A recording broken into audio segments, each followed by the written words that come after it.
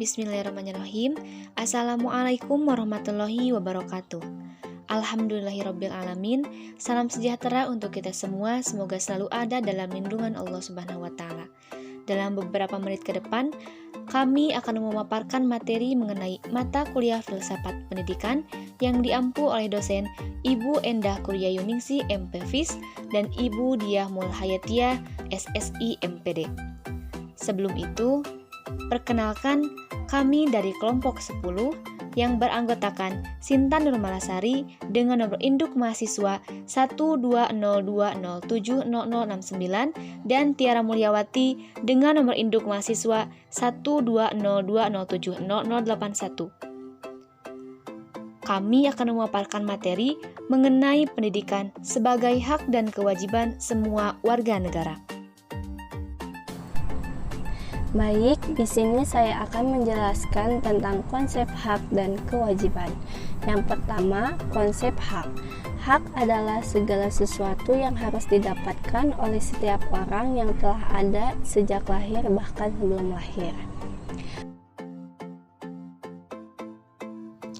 Sedangkan kewajiban adalah sesuatu yang wajib dilaksanakan, keharusan, atau segala sesuatu yang harus dilaksanakan.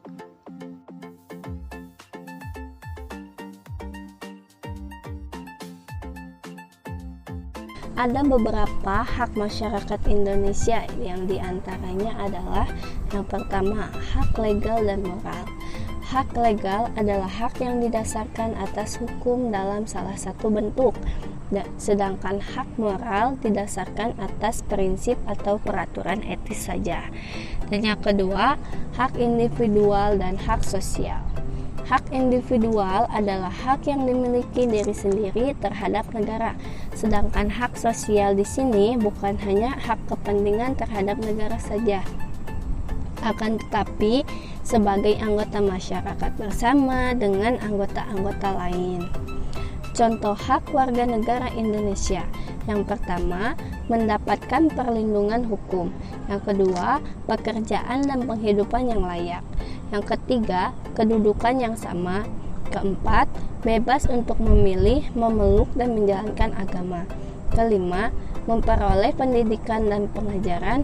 Keenam, mempertahankan wilayah negara kesatuan Republik Indonesia.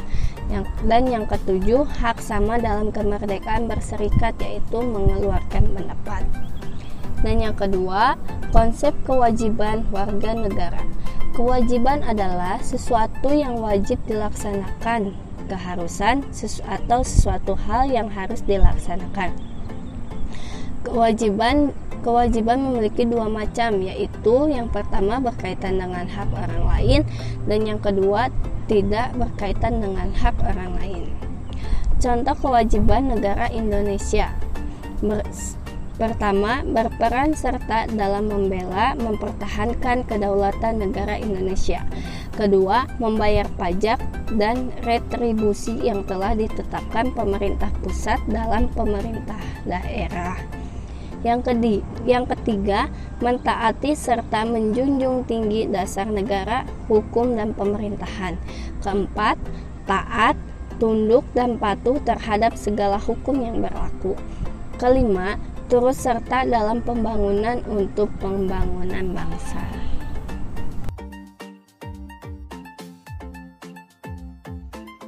Konsep pendidikan. Pendidikan merupakan usaha yang sengaja, secara sadar dan terencana untuk membantu meningkatkan perkembangan potensi dan kemampuan anak agar bermanfaat bagi kepentingan hidupnya sebagai seorang individu dan sebagai warga negara masyarakat.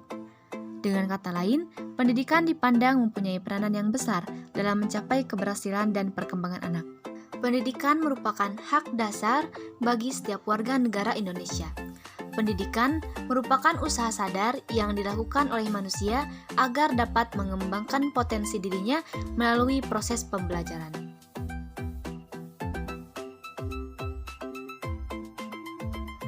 Dalam Undang-Undang Dasar 1945, Pasal 31, Ayat 1 menyebutkan setiap warga negara berhak menerima pendidikan. Ayat 2 menyebutkan setiap warga negara wajib mengikuti pendidikan dasar dan pemerintah wajib membiayainya. Ayat 3 menyebutkan pemerintah mengusahakan dan menyelenggarakan satu sistem pendidikan nasional yang meningkatkan keimanan dan ketakwaan serta akhlak mulia dalam rangka mencerdaskan kehidupan bangsa yang diatur secara undang-undang. Dari pasal-pasal tersebut dapat disimpulkan bahwa setiap warga negara berhak memperoleh pendidikan yang layak, terutama pendidikan dasar. Selain membahas tentang pendidikan sebagai suatu hak, Pasal 31 juga mempertegas bahwa pendidikan merupakan kewajiban bagi setiap warga negara dan pemerintah wajib membiayainya.